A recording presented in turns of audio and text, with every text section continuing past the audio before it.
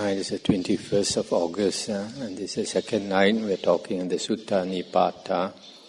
Now we come to chapter 2, Chula Vaga, minor chapter. The sutta is Ratana Sutta. This Ratana Sutta is also found in the Khuddaka Nikaya of the Khuddaka Nikaya. This is one of the protections. Whatever beings are assembled here, whether terrestrial or celestial, let all such beings be happy. Let them moreover attentively listen to what is said. Therefore, O beings, do you all pay attention, diffuse loving kindness towards mankind, who day and night bring offerings to you. Protect them, therefore, with earnestness. Whatever treasure there be either here or elsewhere, or whatever precious jewel is in the heavenly worlds, yet there is none comparable to the Tathagata. This precious jewel is in the Buddha. By this truth may there be peace. The sage of the Sakyans is of a tranquil mind. Realize that cessation which is passionless, immortal and excellent. There is nothing equal to that state. This precious jewel is in the Dhamma. By this truth may there be peace.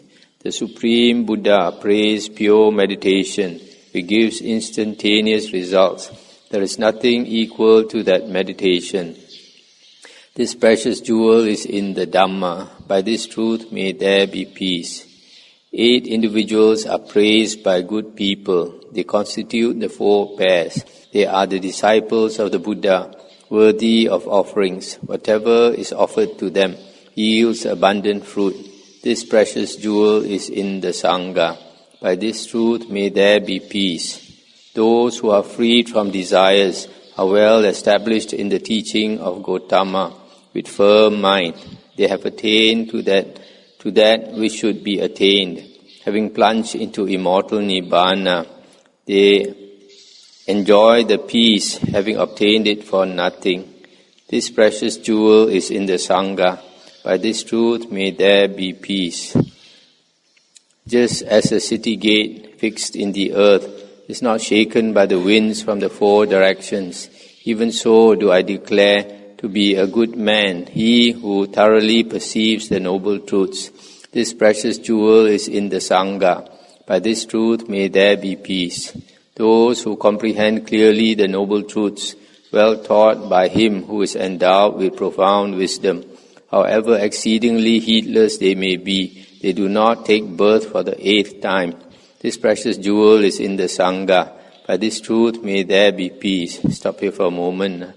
This one, if one clearly comprehends the noble truths, then he's a Sotapanna, at least. So a Sotapanna will have a maximum of 7 rebirths, not the 8th time. 3 conditions are forsaken by him at the instant of acquisition of seeing, dasana, namely identity view, doubt, attachment to rules and vows or ceremonies, should there be any. He is also absolutely freed. Here it says 4 states of misery. There should be 3, and is incapable of committing the 6 crimes. This precious jewel is in the Sangha. By this truth may there be peace. Stop here for a moment. So again you can see here this later addition. Originally 3 states, 3 woeful planes of existence. Now they say 4 because of the adding the Asura. And then actually there should be 5. The most heaviest crimes. But here they say 6. They added 1 more, is upholding wrong views. The first 5 is purposely injuring Buddha till blood flows. Then killing an Arahant. Then killing mother. And 4th, killing father. And 5th, dividing the Sangha. Whatever evil deed he commits, either by his body, speech or mind, is incapable of concealing it. For it has been said that such an act is impossible for one who has seen the path. This precious jewel is in the Sangha. By this truth may there be peace. As a clump of trees whose tops are blossoming during the first heat of the summer months, so the sublime Dhamma leading to Nibbana was taught for the highest goal. This precious jewel is in the Sangha. By this truth may there be peace. The Excellent One, knower of the excellent, giver of the excellent, and bringer of excellence, has expounded the excellent Dhamma. This precious jewel is in the Buddha. By this truth may there be peace. With the old extinct, nothing new to be reproduced, the mind detached from future birth, they have destroyed the seeds of existence. Their desires do not spring up again, and those wise ones go out even as this lamp. This precious jewel is in the Sangha. By this truth may there be peace. Whatever beings are assembled here, whether terrestrial or celestial, let us salute the Buddha. The Tathagata is honored by gods and men. May there be peace. Whatever beings are assembled here, whether terrestrial or celestial, let us salute the Dhamma. The Tathagata is honored by gods and men. May there be peace. Whatever beings are assembled here, whether terrestrial or celestial, let us salute the Sangha. The Tathagata is honored by gods and men. May there be peace. So this Ratana Sutta we often chant, but in the Thai tradition we chant only 6 paragraphs, 6 verses. But here there's how many? 17. This is Sri Lanka, and they chant 16, 17. So this protection parita that people like to chant for their hoping for peace. Now we come to one of the important suttas. This is 2.2, Amaganda Sutta. This Maganda Sutta, the Buddha related, actually concerns his previous teacher, the Buddha Kassapa. Our Bodhisattva, according to the suttas, only met one Buddha, not 24 Buddhas, as later books say. This ascetic Tissa, he was not happy with the Buddha Kassapa for eating meat. You can see from this sutta, quite a number of external ascetics, they are vegetarians, but not the Buddha and the monks.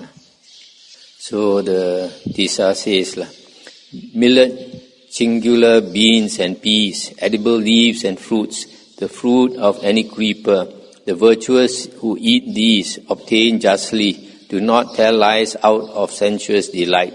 O Kassapa, you who eat any food given by others, which is well prepared, nicely arranged, pure and appealing, he who enjoys such food made with rice eats stench, meaning rotting flesh.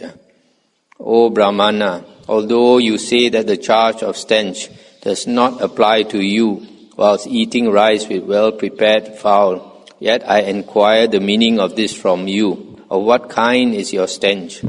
Up here for a moment. So you see, because the Buddha and his disciples, they have a very good reputation because they keep their precepts very pure and they practice very well. So they get a lot of offerings, very good food, various types of food. And this external ascetic Tissa, he blamed the Buddha for that, for enjoying his food. But this one is not a person's choosing, depending on our karma, whether we get good food or not so good food. It all depends on our karma. So here he says the Buddha eats stench, but the Buddha says this is not stench. So he asked the Buddha to explain what type of stench is yours.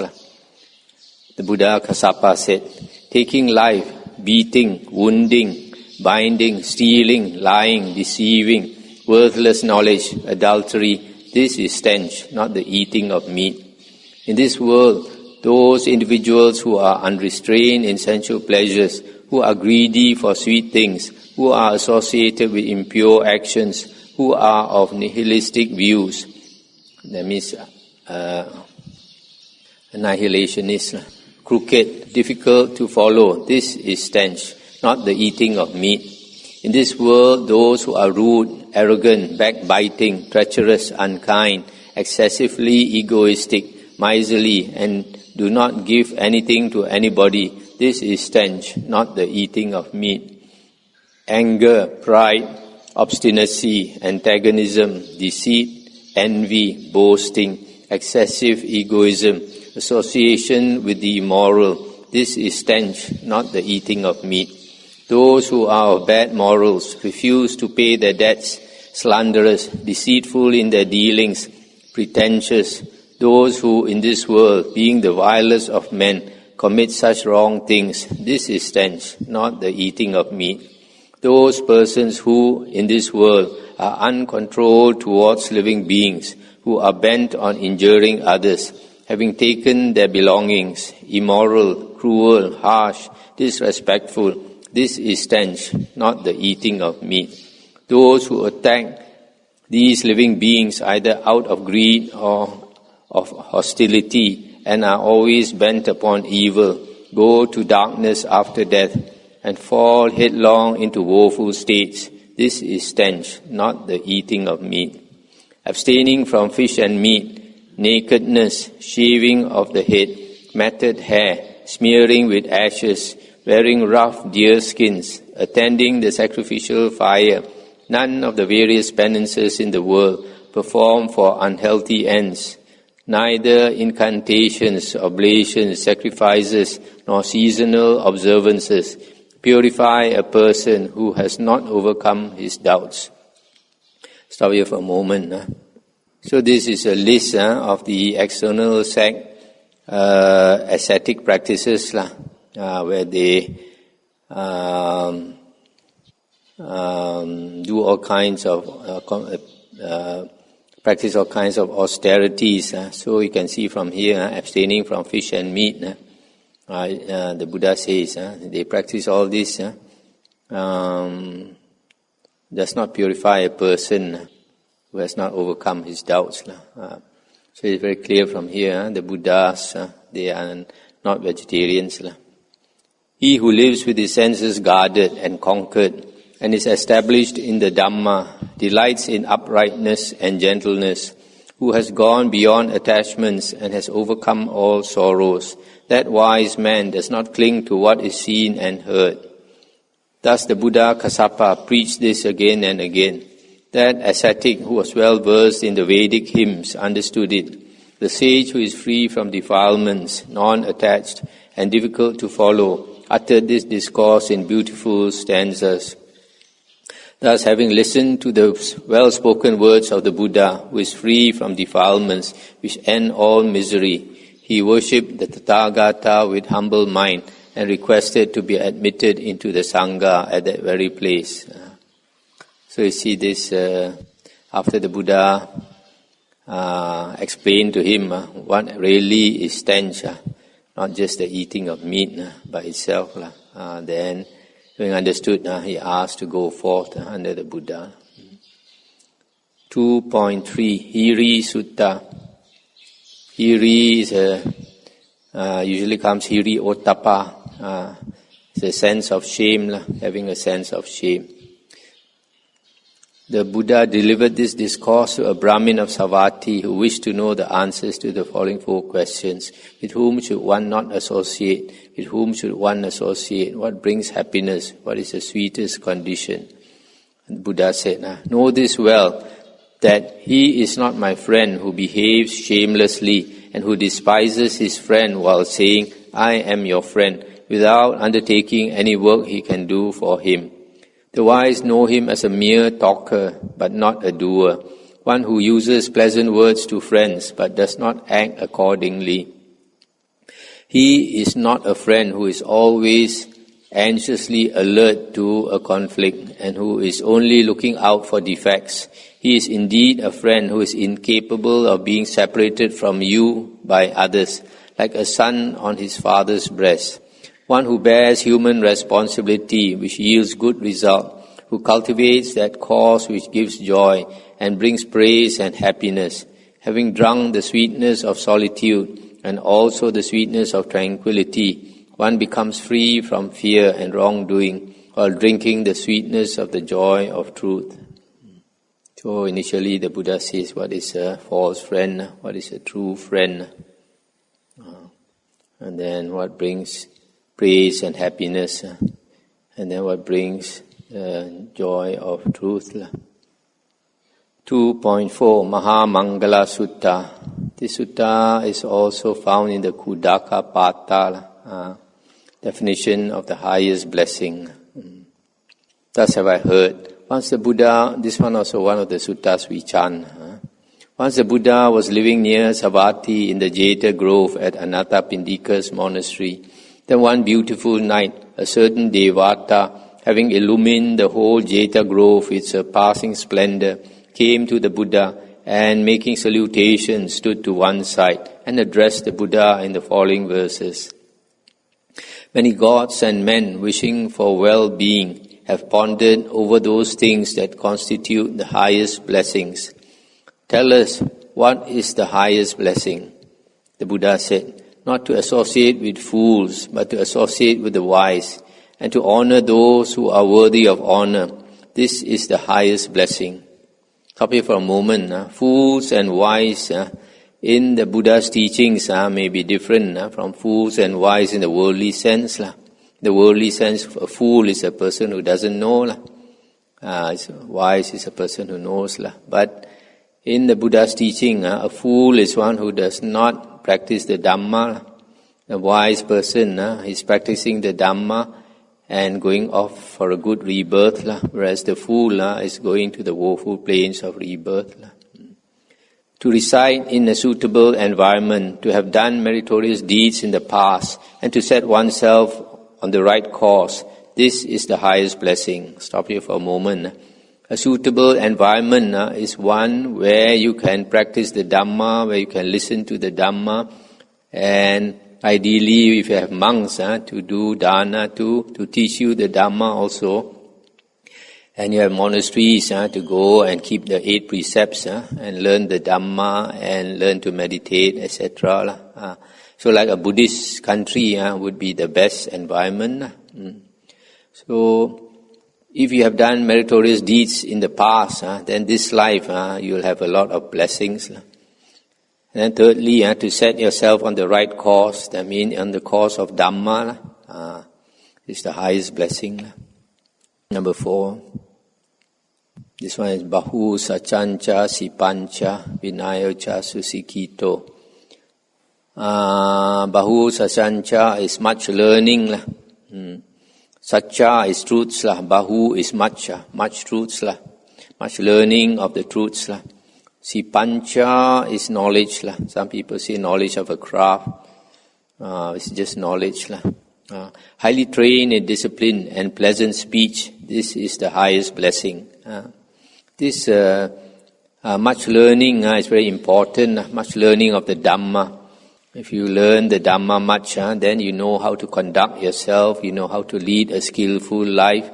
And you won't regret at the end of life. A lot of people, they don't know the Dhamma, and then they don't practice according to the Dhamma. At the end of life, most people, they regret they didn't do a good job of their life. Then Sipancha, knowledge, can be knowledge of the craft or general knowledge. Nowadays, we need knowledge because this is a very dangerous world. We also have to eat wisely, otherwise you get cancer.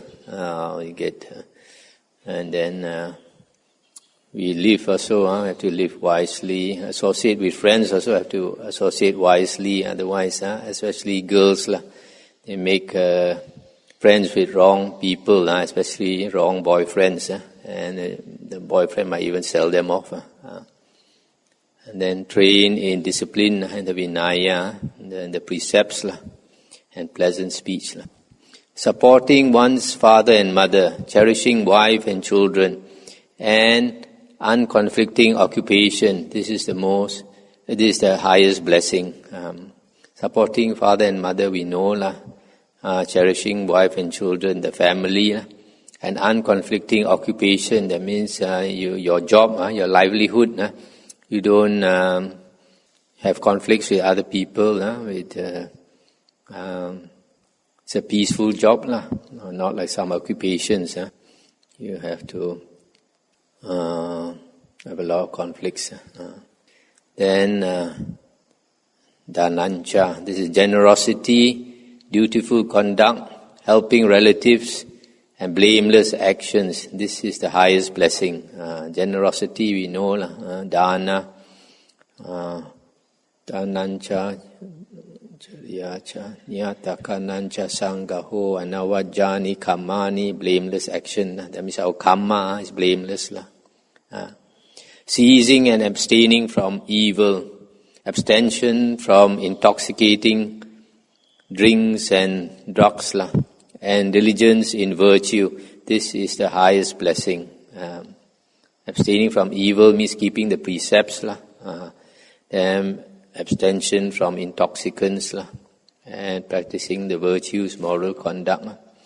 Reverence, humility, contentment, gratitude, and timely hearing of the Dhamma. This is the highest blessing. Reverence, knowing how to give respect to those worthy of respect, and then practicing humility, practicing contentment. Contentment is very important because a lot of people are not happy because they are not contented. If you are contented, then whatever we have, we are contented with. You don't feel you are lacking anything. But if you are not contented, you might even be a millionaire, but you're still not happy. Having gratitude also is a good quality, and hearing the Dhamma. Forbearance, obedience, association with exemplars of the Dhamma life, and participation in religious discussions. This is the highest blessing. Sometimes people say patience or forbearance, obedience, and then association with those who practice the Dhamma, and discussion of Dhamma also very important, because sometimes you listen to Dhamma or you read the books, certain things you don't understand. When you discuss with other people, there might be those who know more than you, then it will clarify your doubts.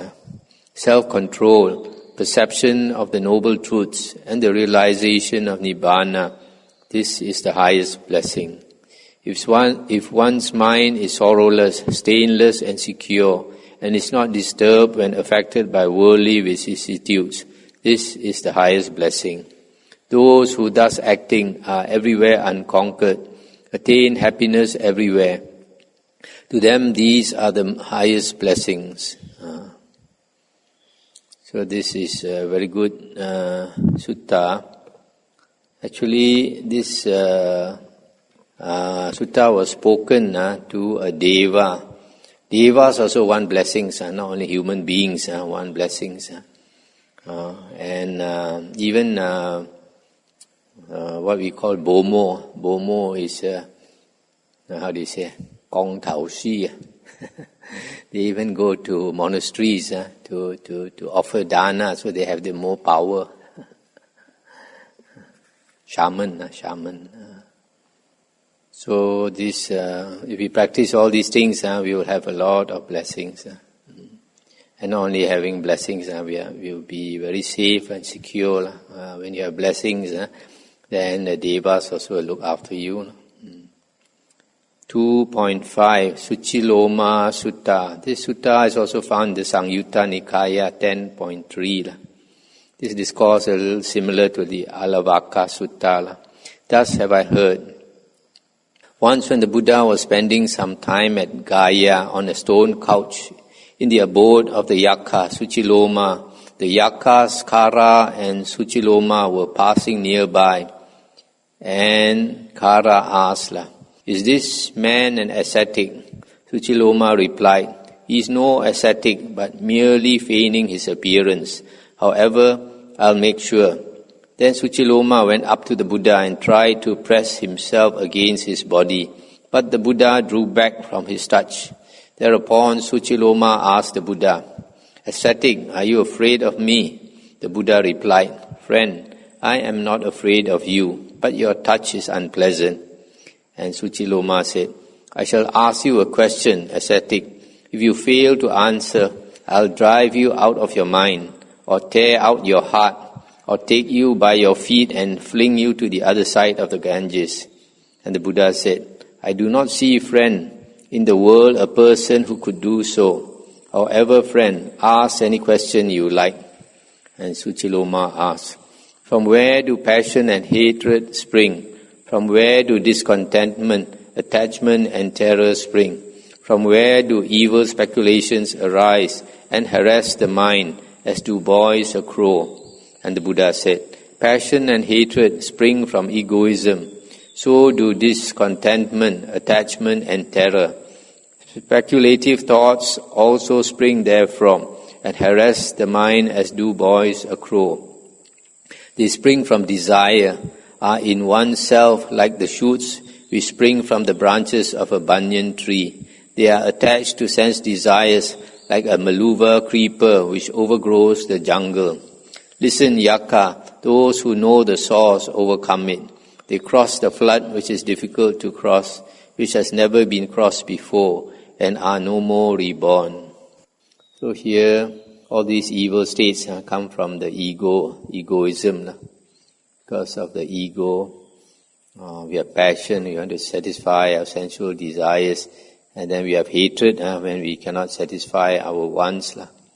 And then discontentment, attachment, fear, stray thoughts and all these things. 2.6 Dhammacharya Sutta. Charya is conduct, I think. Conduct. According to Dhamma. If one renounces household life, becomes a recluse, and leads a pure and celibate life, this is the worthiest jewel. However, if he be by nature garrulous or talkative, and brutishly derives pleasure from injuring others, the life of such a one becomes unprofitable, and his defilements increase. A monk who delights in quarreling, being veiled by delusion, does not understand the Dhamma preached by the Buddha, even when explained. Led by ignorance, he does not understand that injuring those whose minds are well composed is misconduct that leads to a woeful state. That kind of monk certainly will experience misery after death, going to places of suffering from birth to birth, from darkness to darkness, like a cesspool, shithole, filled over a number of years. Such an impure one is difficult to be purified. Monks, if you should know such a one who is attached to the worldly life, having unwholesome desires, ulterior motives, and evil modes of behavior, ostracize and oust him, all being united. As dust, sweep him out. As refuse, remove him. Then remove those hollow ones who, not being monks, yet pretend to be so. Eject those possessing the aforementioned undesirable traits of character. Be pure and associate with the pure. Being mindful, united, arise and put an end to suffering. So this last part, the Buddha says, if a monk in a monastery is not practicing as a monk, but is a hypocrite, pretending to be a monk, then the Buddha said, don't let him stay, throw him out of the monastery. The seventh sutta, Brahmana Dhammika Sutta. Thus have I heard. Once the Buddha was living near Savatthi in the Jeta Grove at Anathapindika's monastery. Then a great many wealthy Brahmins of Kosala, decrepit, elderly, old, advanced in years, arrived at old age, went to where the Buddha was residing and were highly pleased with seeing him, having exchanged friendly speech causing delight and worthy of being remembered. They sat down on one side and asked the Buddha, Venerable Gautama, are the Brahmins of the present day found engaged in the Brahmin duties of the ancient Brahmins? And the Buddha said, the Brahmins of the present day are not indeed found engaged in the Brahmin duties of the ancient Brahmins. And they said, it will be good of you, Gautama, if you will explain them, if it is not inconvenient to you. And the Buddha said, the sages of ancient times, possessed of self-control and restrained mind, abandoning the fivefold sensual pleasures, led a life for their own welfare. The Brahmins of ancient times had no cattle, neither gold nor corn. Learning was wealth and corn for them. They protected this divine treasure. Whatever food prepared for them was offered at the door. They considered that it was prepared through devotion to those seekers. Prosperous people from the provinces and outside countries worshipped those Brahmins with garments of various colors, beds and dwellings. The Brahmins were neither injured nor conquered. They were protected by virtue. No one ever opposed them at the entrance of any household. Formerly, the Brahmins practiced celibacy from their youth up to their 48th year. They were engaged in search of learning and good conduct. The Brahmins cohabited not with another's wife, nor did they buy a wife. Being brought by mutual love to love together, they were pleased with each other. The Brahmins cohabited not except with a wife whose menstrual discharge had ceased, and at no other time but the right time. Stop here for a moment. So, in the years gone by, the Brahmins were the ascetic caste. So, up to the first 48 years, they practiced the holy life, begging for their food, have no property and all that. And then after 48 years old, if they want, they can marry, choose another Brahmin girl they like, and then if they have sex, it's only for the purpose of having a child, not other purpose. They praise chastity, morality, integrity, amiability, penance, gentleness, non-violence and forbearance. If there was any Brahmin of great influence who was the noblest of them, even he was chaste and did not even in dreams indulge in sexual intercourse. Here some wise men, following the Brahmin's precepts, praise chastity, morality and forbearance, having begged for rice, beds, cloth, butter, oil, and collecting them by fair means. They offered such objects as these for sacrifice, and at the sacrifice they did not kill cows.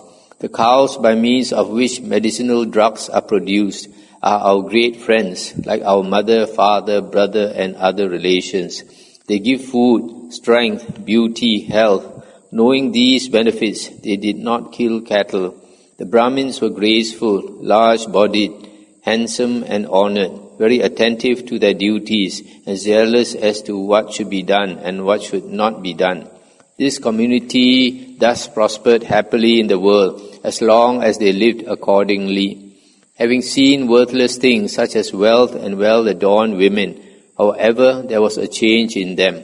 The Brahmins coveted the great enjoyments of men surrounded by herds of cows, groups of beautiful women, chariots with well-trained horses, well decorated with beautiful curtains, and homes and dwelling places built to good proportion.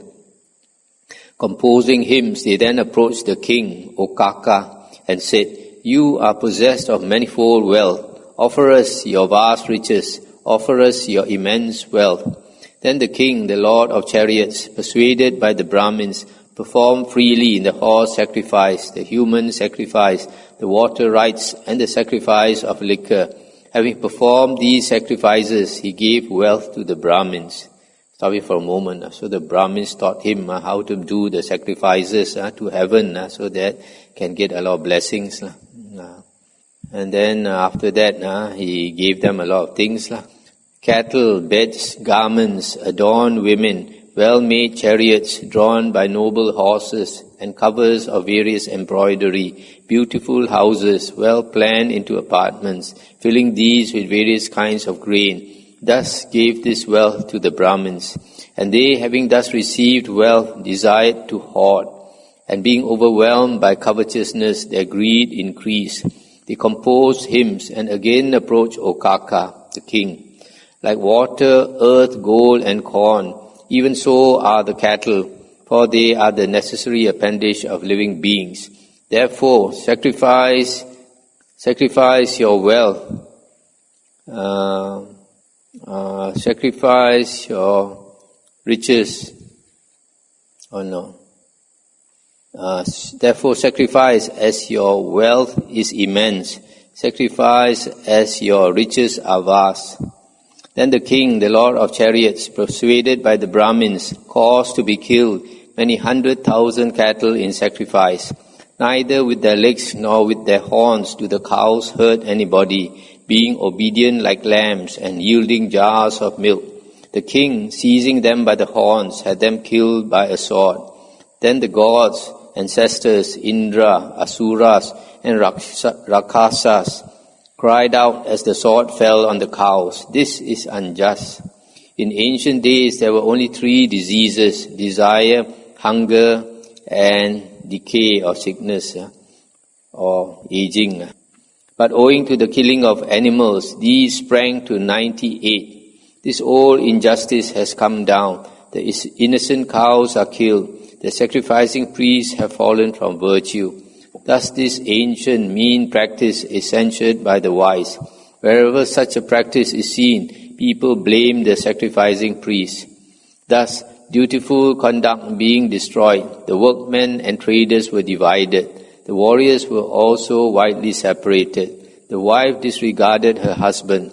The warriors, Brahmins and others who protected their caste, disregarding their caste, came under the influence of sensual pleasure. It being thus spoken, the Brahmins of great wealth said to the Buddha, "It is amazing, Venerable Gautama, it is wonderful, Venerable Gautama," just as if one might raise what had been overturned, or reveal what had been hidden, or point out the way to him who has gone astray, or hold up a lamp in the dark so that those who have eyes may see objects. So likewise has the truth been explained by the Venerable Gautama in various ways. Therefore we take refuge in him, his Dhamma and his Sangha.